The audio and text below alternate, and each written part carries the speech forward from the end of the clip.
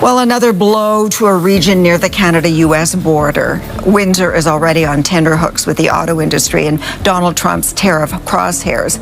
Now, the plant in nearby Amherstburg that bottles Crown Royal, an iconic Canadian whiskey with a storied history, is closing and shifting work to south of the border. CTV's Adrian Gobriel now with the job losses and the heart-wrenching effect on a community. Adrian. Yeah, Sandy, that Crown Royal bottling facility you mentioned near the Detroit-Windsor border in Amherstburg, Ontario, is that community's largest employer. And some are pointing towards the Trump trade war as a motive for the move. We need to maintain the jobs. Without the jobs, we become a bedroom community, and I, as mayor, do not want that. We're trying to increase our commercial industrial base. We've been very successful in the last year. This is a major blow. In a statement, the parent company of Crown Royal says this decision reflects Diageo's efforts to continuously improve its North American supply chain and ensure Canada has just been hit with a shock. Soon, its bottling facility in Amherstburg, Ontario will shut down. Roughly 200 jobs are at stake, with operations once rooted in Ontario heading across the U.S. border. For this plant wasn't simply a job site, it was the town's economic backbone, providing family stability and fueling small businesses. That closure comes at a tense moment for Canada's economy. With US tariffs rising and weak federal protections, Canadian jobs are under stress. Diageo insists the change is about streamlining supply chains, but critics see a larger trend. More Canadian companies are shifting operations south. The real question isn't about one factory, it's about the bigger picture. Who is protecting Canadian workers? When companies can so easily leave for the US, and where does Mark Carney, once trusted as a stabilizer, stand while Canadian jobs keep disappearing?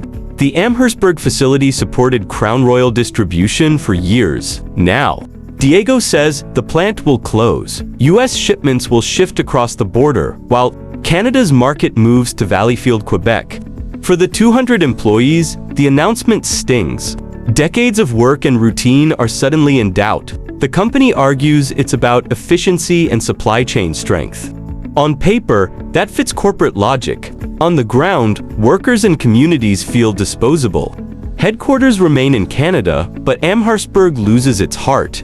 The timing couldn't be worse. Tariffs already burden Canada, and Ottawa's response has been slow. Meanwhile, Trump's policies draw companies south.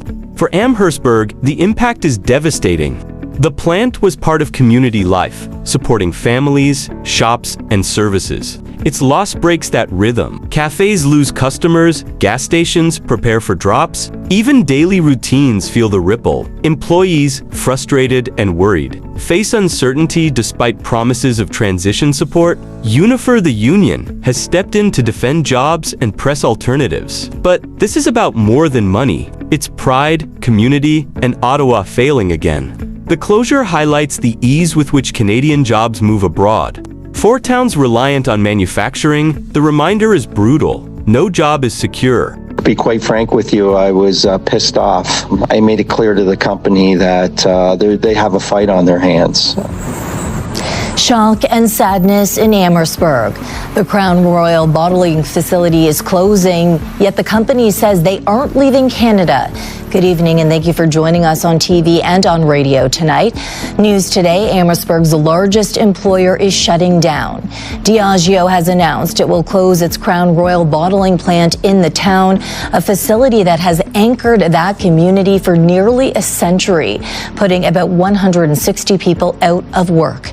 Let's go straight to CTV's Sanjay Maru, who joins me in the newsroom tonight with the latest on this. And Sanjay, how did workers find out about all of this? Well, Stephanie, we watched workers leaving the plant this morning, some in tears following an emergency meeting called around 9:30. They all declined to speak with media, saying they had been directed to not comment. Tonight, their union, however, says they are preparing for a fight while the town officials measure what this means for the future of Amherstburg. The Amherstburg shutdown isn't isolated.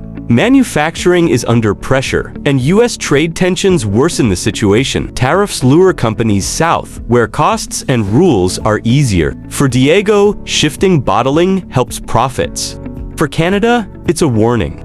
The data shows unemployment rising, and each closure deepens the uncertainty. Beyond, Amherstburg auto parts and food processing closures prove the pattern. Every shutdown destroys not only jobs, but small businesses, relationships, and services.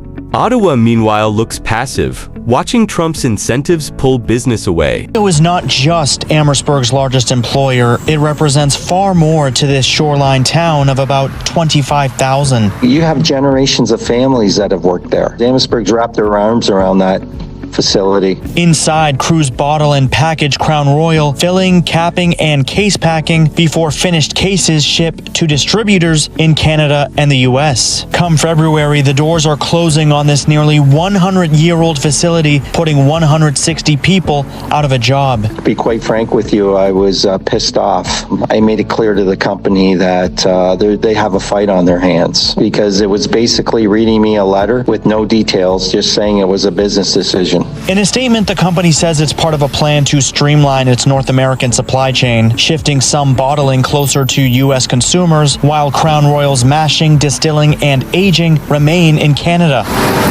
For this community, the shutdown raises difficult questions about what Amherstburg looks like without its largest employer. America reshapes manufacturing while Canada delays. Critics say Mark Carney has failed. When firms can relocate so easily, workers suffer. Ottawa scrambles. Canada missed chances to stand firm in disputes, choosing hedges and bankers' language. The outcome was confusion, not strength. Washington pushed harder, and Canada looked weaker. Investors now doubt Canada's stability. Carney's indecision projected weakness abroad.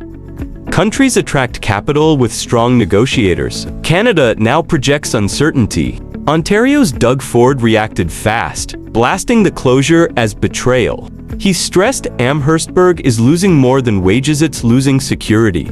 Without Ottawa's leadership, more towns will suffer. Ford's message is clear: Canadian jobs come first.